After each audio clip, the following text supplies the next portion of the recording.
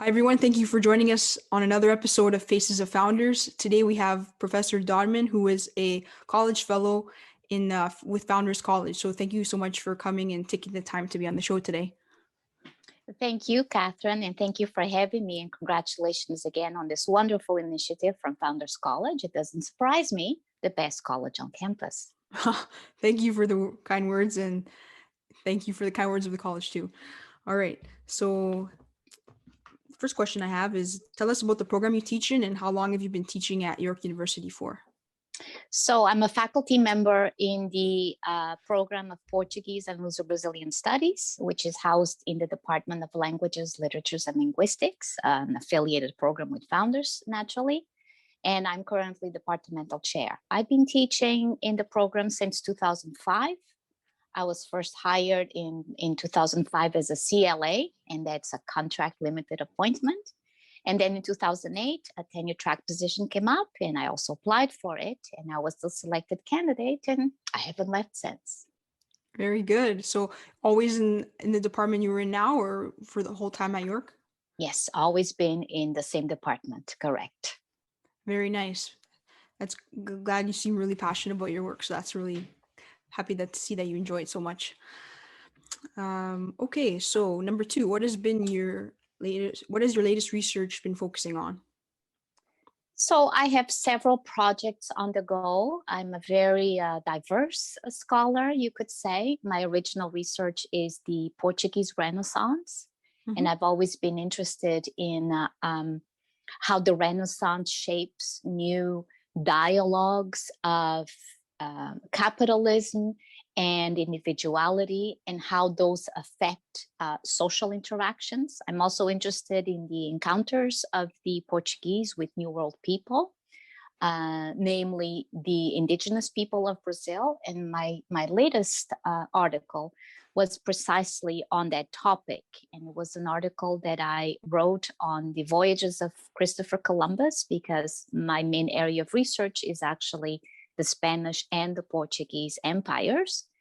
And my argument in that article was that the rise of accounts of cannibalism are actually related to imperial and colonial desires.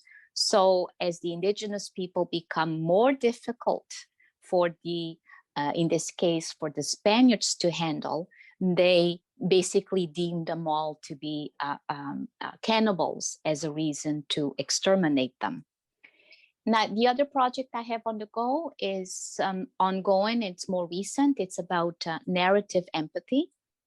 And it's basically the assertion that fiction enables readers to become more tolerant, to become more open-minded, to understand others. And in particular, I'm interested in how fiction and narrative empathy can make us more understanding of marginal discourses and those voices that haven't been traditionally or historically part of official discourses, such as the elderly, old age, women, and so forth. Very fascinating projects. Do you ever have to I'm probably assuming this because of the department you're in, but you have to translate texts from other languages into English? Yes, well, I do read English, French, Spanish, and Portuguese, so I can manage all these texts. Nice. But sometimes in my discipline, we are expected to present findings in English, or sometimes we are expected to present them in Portuguese or Spanish. So I just go with the flow. Okay, very good.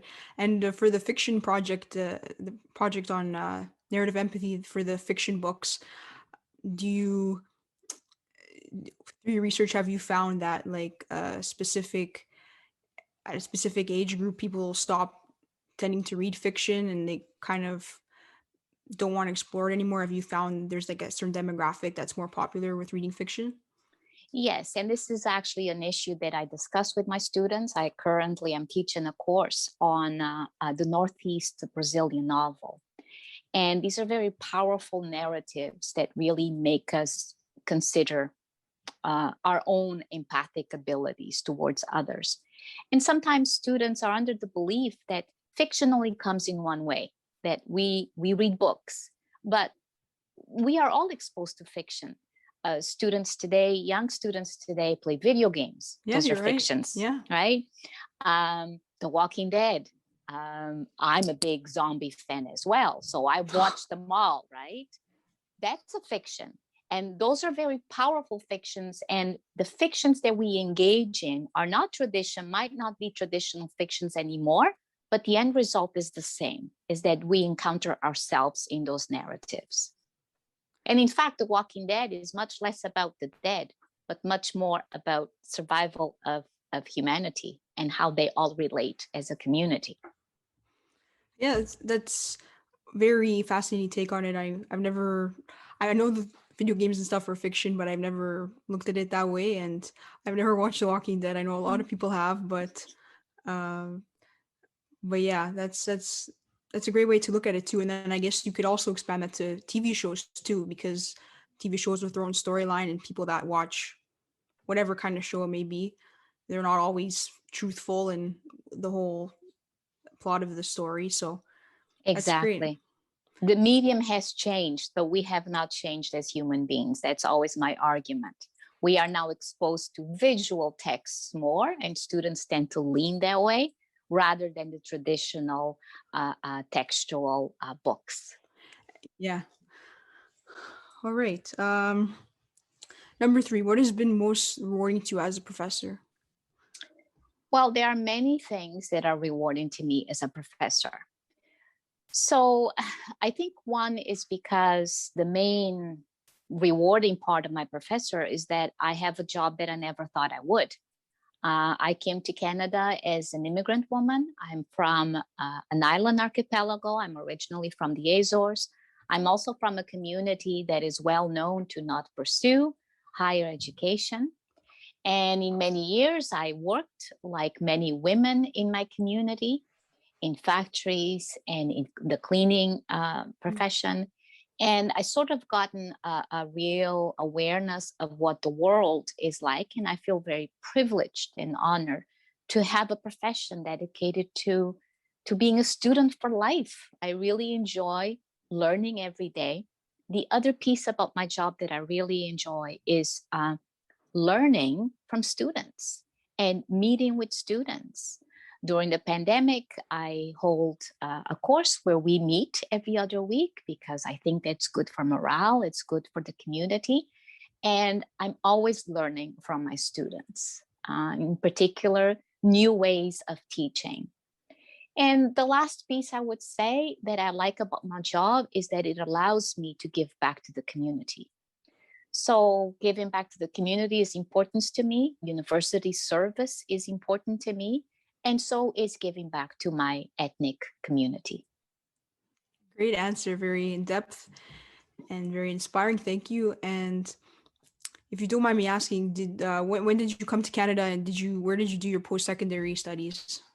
I came to Canada in 1989 with $79 in my pocket and the Wow. whole world to dream. And I was 18 years old. Oh wow. And I took some years to find myself, like other women who come from oppressive cultures in some ways.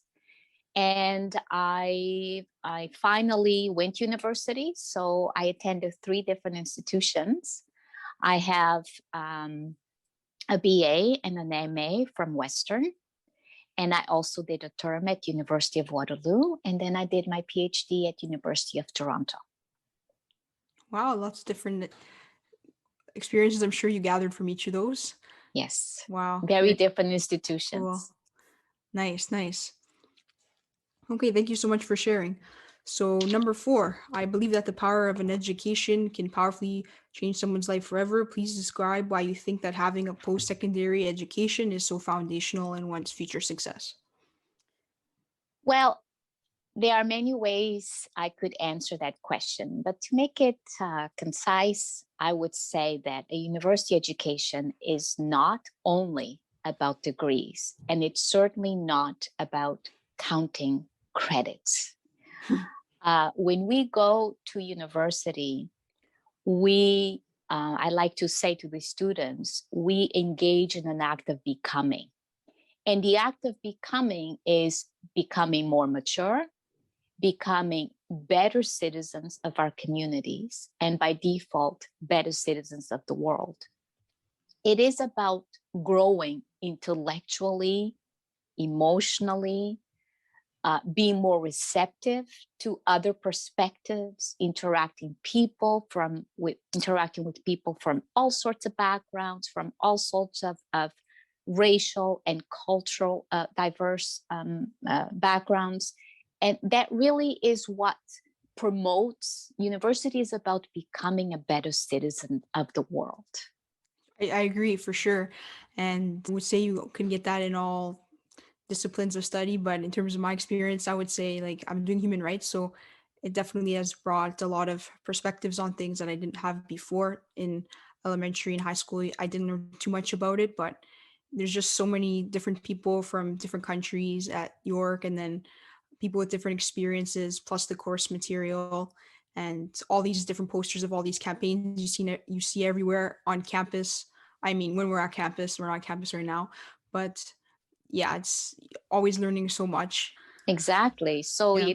it's the ability that we get not only to deepen our awareness on certain subjects, but also to put those to practice, to participate in experiential education, to engage in events where we encounter those issues, where we debate in healthy, respectful, and productive ways, and where we grow, we become more open-minded, the trademark of a true world citizen. All right. Thank you so much for that answer there. Okay. And the very last question that I have for you is the unifying question of the entire series of the show. So, what inspires you to study the subject field that you have chosen? Well, Catherine, that's a very good question. And when I finished my PhD, people would ask me, especially people in my community that didn't really understand a PhD in literature, in Spanish, in Portuguese, what is that about? Why did you do that? And at first I didn't really have an answer because I followed, this might be a cliche, but I followed my heart. I Very was good. Yeah. Very influenced. good. Yes, I was influenced by professors who were mentors, who taught me again beyond counting credits and Mm. beyond degrees. And I really followed what I felt I was naturally suited for and what I wanted to know more.